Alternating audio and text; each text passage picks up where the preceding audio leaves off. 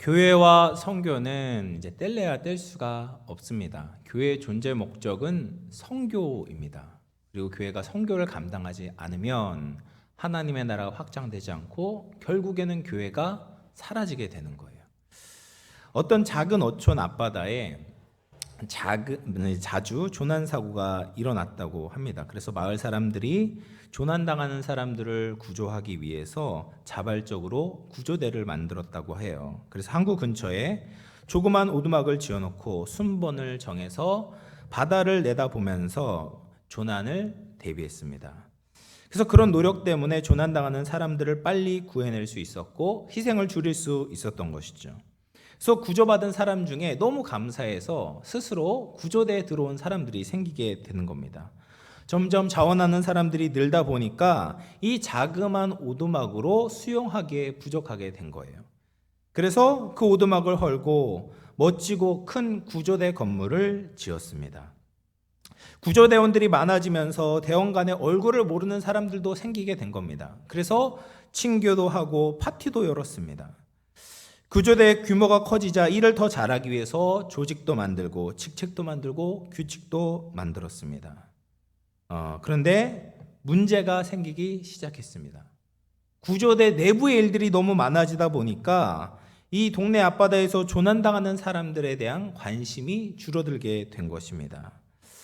마을 앞바다에서 조난당한 사람들을 구조하기 위해서 시작된 구조대가 본래 목적에서 벗어나서 그 내부의 일 때문에 너무 바빠지게 되었고, 그리고 구조를 받지 못하고 죽어가는 숫자가 오히려 늘어가게 되었습니다.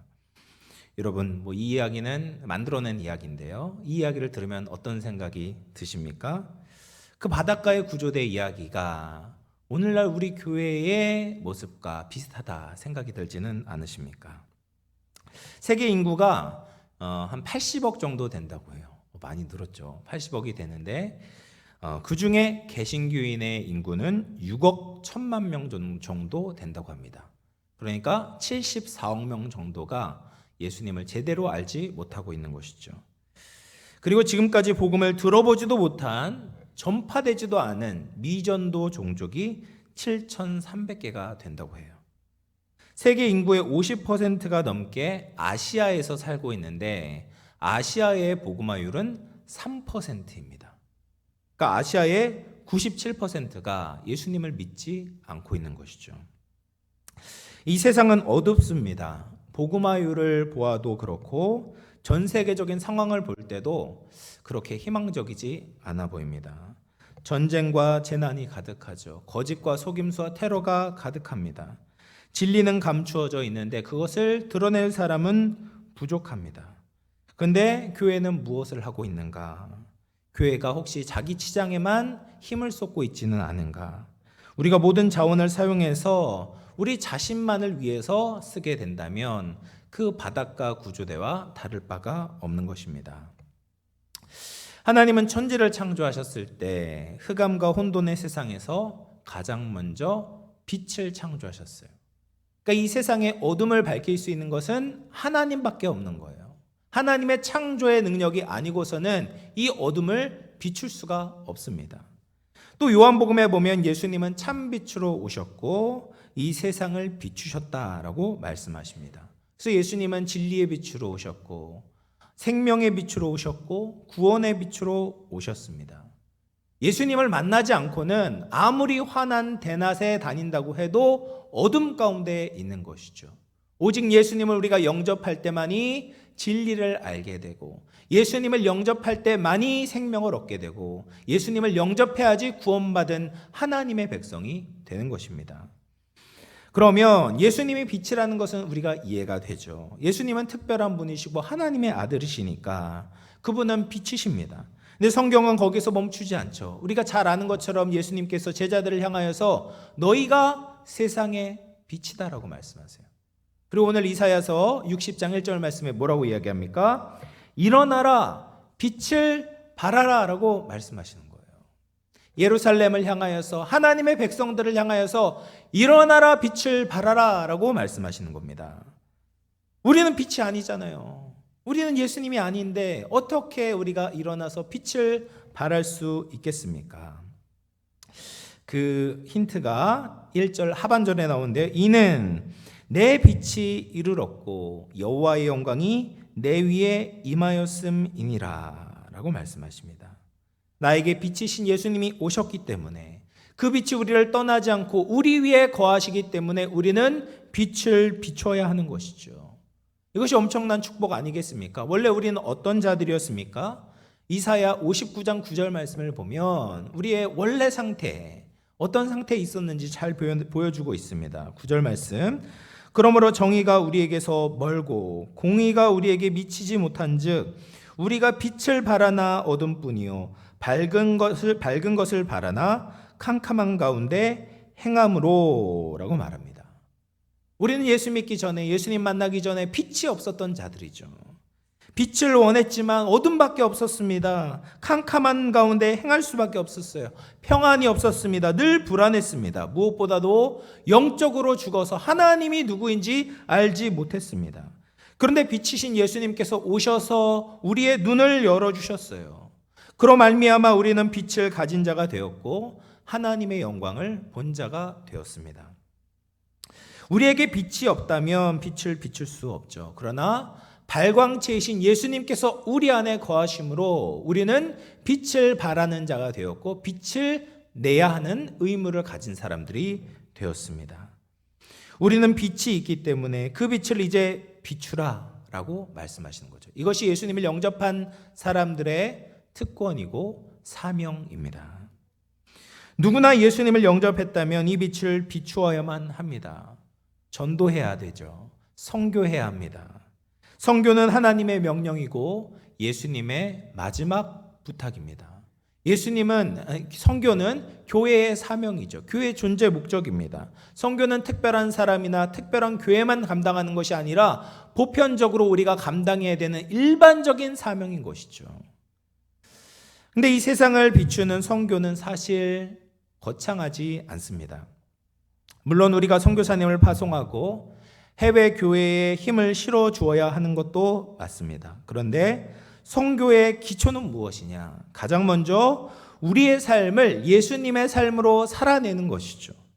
내 자리에서 예수님의 빛을 비추어야 합니다. 어둠에 있는 세상 사람들과 구별된 삶을 살아야 되는 것이죠. 그냥 이 세상에서 욕심을 가지고 있는 사람들과는 다른 삶을 살아야 됩니다. 천국 소망을 품고 하나님을 바라보며 성령의 힘으로 살아내야 합니다. 근데 우리가 빛으로서 우리가 그런 모습들이 약해진 것이죠. 그게 문제죠. 우리가 왜 빛을 비추지 못합니까? 우리가 예수님의 빛에 관심을 두지 않고 바라보지 않기 때문이죠. 우리가 먼저 빛을 받은 자로서 끊임없이 예수님께 가까이 나아가야 됩니다. 예수님의 빛이 없으면 빛을 바라고 싶어도 바랄 만한 빛이 없는 거예요. 영국의 목회자 그랜 스크리브너라는 분이 이런 글을 썼습니다. 교회는 세상을 복음화해야 합니다. 그러나 세상은 복음화된 교회를 먼저 필요로 합니다. 세상을 복음화해야 되는 것이 교회의 역할인데 그 전에 우리가 먼저 복음화되어야 한다는 거죠. 우리가 복음으로 살아내야 하는 것입니다. 내가 복음으로 살지 못한 채 복음을 믿으라고 말을 한다면 누가 우리의 말을 듣고 예수님께로 돌아올 수 있겠는가라는 것이죠. 우리가 빛 가운데 살지 않으면서 누가 우리가 내는 빛으로 예수님을 알 수 있겠습니까? 사랑하는 성도 여러분, 빛 대신 예수님께 가까이 가시기를 축복합니다. 복음으로 기뻐하시고 예수님으로 충만하시기를 축복합니다. 우리의 삶을 통해서 예수님을 전하고 빛을 비추는 우리 모든 영암의 성도님들 다 되시기를 주님의 이름으로 축원을 드리겠습니다. 그리고 나서 우리가 빛으로 충만해진다면 우리의 빛을 세상을 향해 발해야 하는 것이죠. 우리는 세상을 향한 등대가 되어야 합니다. 세상에는 진리가 없어서 죽어가는 영혼, 상처 입은 영혼, 참 소망을 깨닫지 못한 영혼들이 많이 있습니다. 그들을 구원하는 것이 우리의 사명인 것이죠. 요즘 세상은 정말 이제 자신만 생각하는 시대가 되었습니다. 주위를 돌아보는 사람들이 굉장히 드물어졌어요. 주위 사람들이 죽던 말던 상관하지 않습니다. 심지어 자기 가족을 돌보는 그런 흐름도 너무 약해졌습니다. 이런 이기적인 세상의 패턴 가운데 우리가 이웃을 돌보는 것이 참 연약해졌다, 약해졌다라는 생각이 듭니다. 최근에 굉장히 따뜻한 기사를 읽었습니다. 척 핀이라는 분이 이제 92세의 나이로 이제 세상을 떠나셨다. 근데 그분이 어떤 분이냐면 세계적인 면세점 업체인 DFS라는 이제 면세점을 공동으로 창업한 분입니다. 그래서 이분의 재산이 어마어마한 거예요. 그런데 이분의 살아생전에 거의 대부분의 재산을 기부를 하신 겁니다. 그래서 80억 달러, 우리나라 돈으로 10조 7천억 원을 기부하신 거예요. 그래서 자기는 이제 아내와 함께 샌프란시스코에 있는 임대 아파트, 방 2칸짜리 임대 아파트에 지내셨다. 10조 7천억 원을 기부하시면서 자기는 그렇게 검소한 삶을 사신 겁니다. 그러면서도 이름을 공개하는 다른 자선가들과는 달리 이 척피니는 자신의 정체를 밝히지 않고 익명으로 대학과 병원과 과학연구와 인권단체 등에 기부를 했다고 합니다. 그가 기부한 5개 대륙의 천여 개의 건물 가운데 그의 이름이 새겨진 건물은 한 곳도 없다고 합니다. 이 척피니가 경건한 기독교인인 것이죠. 이 척피니가 이렇게 이야기를 했습니다. 사람들이 저에게 행복이 무엇이냐고 묻습니다. 저는 다른 사람을 도울 때 행복하고 돕지 않을 때 불행합니다. 너무 아름다운 고백 아닙니까? 내가 도울 때 행복하다. 내가 돕지 않을 때 불행하다. 그래서 내가 다른 사람을 도우면서 행복을 누리고 있다라는 것이죠. 우리에게 주어진 자원들을 나를 위해서만 사용하는 것이 아니라 나누는 삶을 살아야 합니다. 빛은 나눌 때 함께 따뜻해집니다. 우리에게는 빛을 다른 사람들을 향해 비출 수 있는 우리들이 될 수 있기를 주의 이름으로 축원을 드리겠습니다. 우리가 그렇게 다른 이들에게 빛을 비출 때, 예수의 빛을 발할 때 가지게 되는 우리의 비전이 무엇이냐? 4절 말씀을 보면 4절 같이 한번 읽어볼게요. 시작. 내 눈을 들어 사방을 보라. 무리가 다 모여 내게로 오느니라.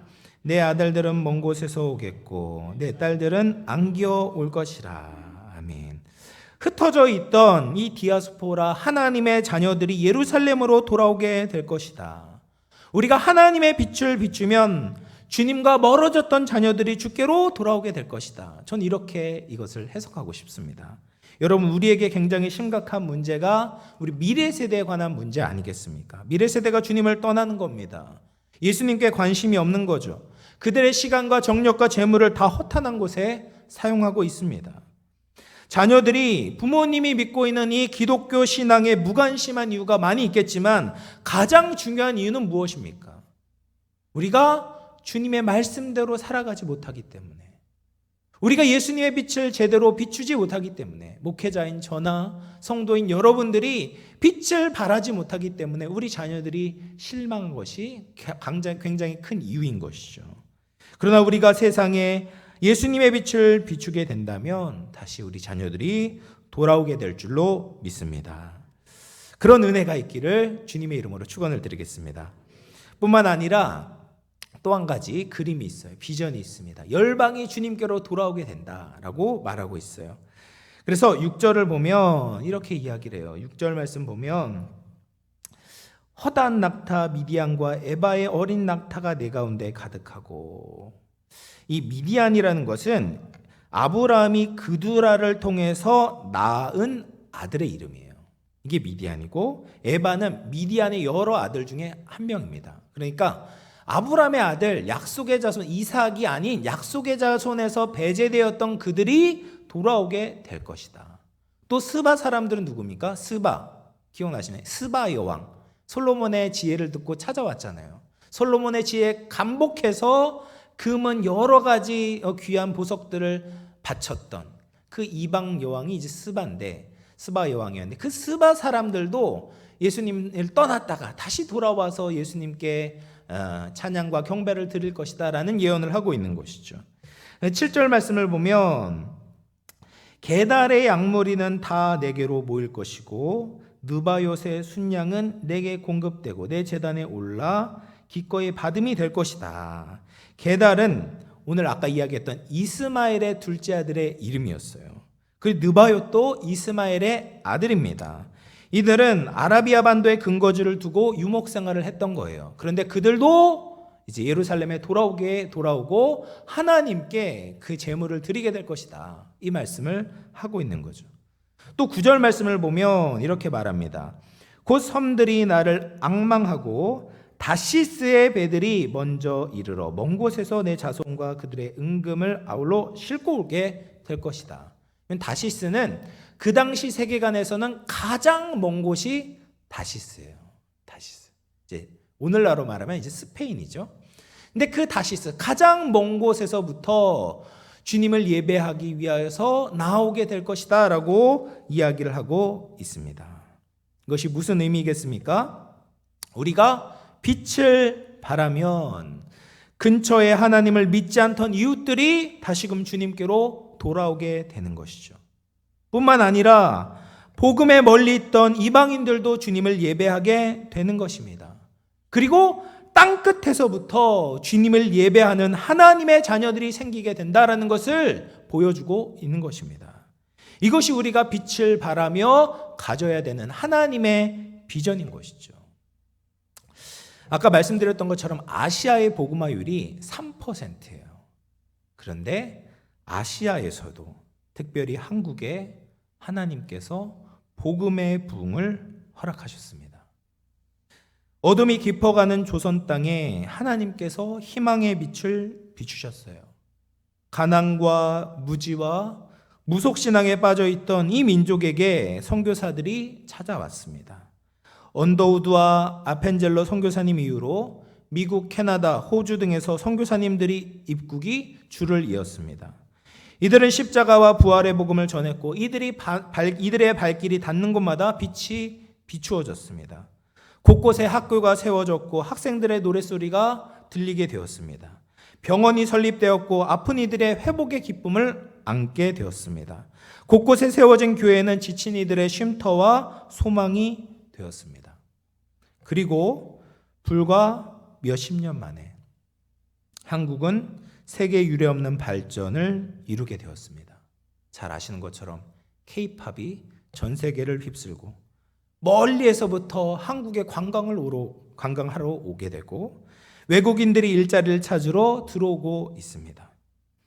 이런 국제적인 위상을 가진 나라가 되게 하신 이유가 있고 사명이 있는 것이죠. 우리 한국을 통해서 전 세계적으로 복음의 영향력을 흘려보내라는 것입니다.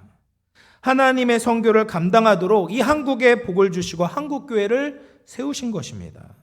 선교를 할 수 있다는 것이 얼마나 큰 축복인지 모릅니다.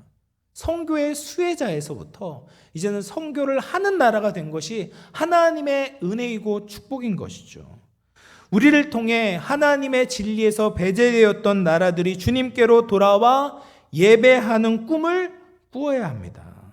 하나님의 비전을 우리의 비전으로, 우리의 교회의 비전으로 삼고 선교에 힘을 내는 우리 모두가 되기를 소망합니다. 사랑하는 성도 여러분, 이제 말씀을 마무리할 텐데요. 오늘 이제 선교위원회 헌신 예배를 드리면서 우리가 다시금 우리의 사명을 생각하기를 원합니다. 예수님의 빛을 받은 성도와 교회로서 우리는 일어나서 빛을 발해야 합니다. 내 안에 예수님의 복음으로 가득 채우십시오. 그리고 그 복음의 빛을 나에게만 비추는 것이 아니라 온 세상을 향하여서 발하시기를 축복합니다.